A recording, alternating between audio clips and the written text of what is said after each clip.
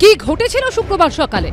কিভাবে মৃত্যু হলো টেলিভিশন মেকানিক ইরশাদ আলমের? কিভাবে বউবাজারের বুকে ঘটে গেল পিটিয়ে খুনের মতো ন্যাক্কারজনক ঘটনা? বউবাজারে মোবাইল চোর সন্দেহে পিটিয়ে খুনের অভিযোগে ইতিমধ্যে উদয়ন হোস্টেলের 14 জন ছাত্রকে গ্রেফতার করেছে পুলিশ। পুলিশ সূত্রে দাবি, ধৃতদের মধ্যে 2 জন প্রাক্তন ছাত্র। চাকরির পরীক্ষার প্রস্তুতি নেওয়ার জন্য এই হোস্টেলে থাকতেন তারা। তাদের উপরে হোস্টেলের রান্না ও কেয়ারটেকারের দায়িত্ব ছিল। এই দুজনের মধ্যে একজনের মোবাইল ফোন চুরি গিয়েছিল। শুক্রবার যখন ইরশাদ আলম নির্মলচন্দ্র স্ট্রিটে কফি আনতে গিয়েছিলেন, তখনই মোবাইল ফোন চোর সন্দেহে তার উপর চড়াও হন হোস্টেলের ছাত্ররা। ঘড়িতে তখন শুক্রবার সকাল 8:20। সকাল 8:20 তারা নির্মলচন্দ্র ঘোষ স্ট্রিট, তার সামনে একটা বহু পুরনো মিষ্টির দোকান রয়েছে, সেখান দিয়ে আরশাদ আলম যখন হেঁটে যাচ্ছে 8:20 তারা এই আরশাদকে ইন্টারসেপ্ট করে এবং টেনে হিঁচড়ে উল্টো দিকের যে হোস্টেল সেখানে নিয়ে যায়। পুলিশ সূত্রে দাবি, 2 প্রাক্তন ছাত্র ইরশাদ আলমকে হোস্টেলের ভিতরে দোতলার ঘরে নিয়ে যায়। 3-4 জন মিলে ক্রিকেট ব্যাট দিয়ে মারতে শুরু করে তাকে। প্রসঙ্গত, ঘটনার পরপরই হোস্টেলের ঘর থেকে উদ্ধার করা হয় 6টি ব্যাট ও একটি লাঠি। তার মধ্যে একটি ব্যাট 2 টুকরো অবস্থায় পাওয়া যায়। পুলিশ সূত্রে দাবি, সকাল 8:45 নাগাদ টেলিভিশন মেকানিক ইরশাদকে তার দোকান মালিক ইমরানকে ফোন করে টাকা চাইতে বলা হয়। ফোন তোলেননি ইমরান, ফের শুরু হয় মার। পুলিশ সূত্রে দাবি, 8:50 ফের ফোন করতে বলা হয় দোকান মালিককে। সেইবারও ফোন তোলেননি ইমরান। কিছুক্ষণের মধ্যেই কল ব্যাক করেন ইমরান। ইরশাদ ফোন ধরে শুধু বলেন, আপনি 10,000 টাকা নিয়ে এক্ষুনি এখানে আসুন, আমাকে মারছে। কেটে যায় ফোন। এখানে শেষ হয়নি অপরাধ। পুলিশ সূত্রে দাবি, সকাল 9:25 নাগাদ 3 জন নেমে আসে হোস্টেল থেকে, চলে যায় পাশের কেকের দোকানে।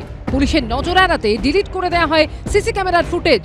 এখানেই প্রশ্ন উঠছে, কিভাবে কেকের দোকানে সিসি ক্যামেরার ফুটেজ ডিলিট করলো ওই 3 জন? এসে সিসিটিভি ডিলিট করেছিল, আপনি ছিলেন?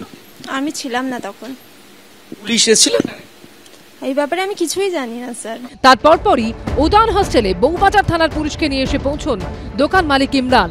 দরজা খোলা হয়নি। 10 মিনিট পর ঘটনাস্থলে আসে মুচিপাড়া থানার পুলিশ। পুলিশ সূত্রে দাবি, তারপরও আধ ঘন্টা খোলা হয়নি দরজা। নির্মলচন্দ্র স্ট্রিটে মিষ্টির দোকানের সামনে থেকে আরশাদকে টেনে হিঁচড়ে এনে এই যে হোস্টেল রয়েছে, হোস্টেলের গেট দিয়ে এই ছাত্ররা সোজা ভেতরে নিয়ে চলে যায় এবং তারপর প্রথমে ফার্স্ট ফ্লোরে বেশ কিছুটা সময় থাকে এবং এই গোটা প্রক্রিয়া তাকে যখন মারধর চলছে তখনই একদল আবার এই গেট দিয়ে বেরোনোর পর সামনে যে কনফেকশনারি দোকান রয়েছে সেই কনফেকশনারি দোকানের সিসিটিভি ফুটেজ ট্যাম্পার করে। পুলিশ সূত্রে খবর, ঘটনায় হোস্টেলের সুপারকেও তলব করা হবে।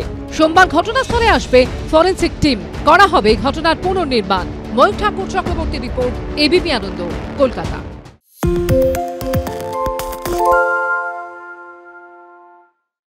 সত্য অন্তহীন, সত্যের খোঁজও তাই, সত্য সন্ধানে তাই আমরা অক্লান্ত, অকুতভয়। এবিপি আনন্দ নতুন ভাবনার প্রতীক, যা মনে মুক্ত, তথ্যে যুক্ত এবং যাবতীয় সীমানার বাঁধন থেকে মুক্ত।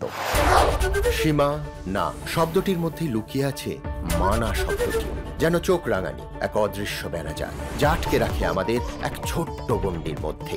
একমাত্র সঠিক খবরই গড়ে তুলবে এক মুক্ত সমাজ। সেই জগৎ গড়ার লক্ষ্যে কোনো সীমানার ঠুকুটি আমরা মানব না।